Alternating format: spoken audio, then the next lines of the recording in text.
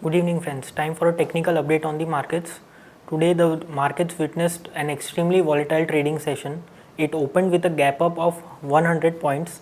However, it was unable to sustain the gains and it closed in a negative with a 100-point loss, which implies that we had a 200-point movement on the Nifty today. The advanced decline ratio was in the ratio 1:2. Now let us have a look at the daily charts. On the daily charts we can observe that the Nifty has been trading with a negative bias since the beginning of the month, and the negative bias could not reverse today even after a gap up opening of 100 points. The momentum indicator has a negative crossover, which indicates that the selling pressure could continue in the coming days, and we expect targets of 50 to 20 on the downside on the Nifty in the coming trading sessions.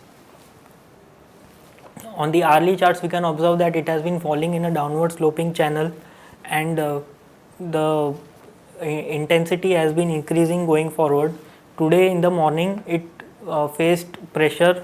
It faced selling pressure, and it could not surpass the hourly moving averages itself, and it sold off from there again.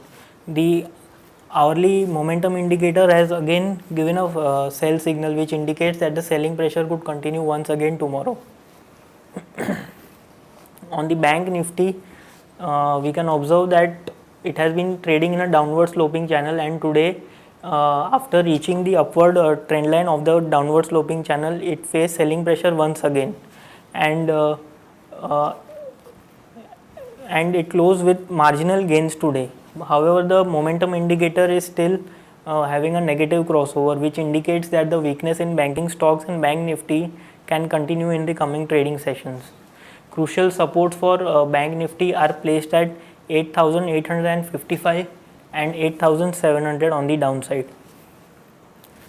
Now moving on to some stock specific ideas which traders can go short on.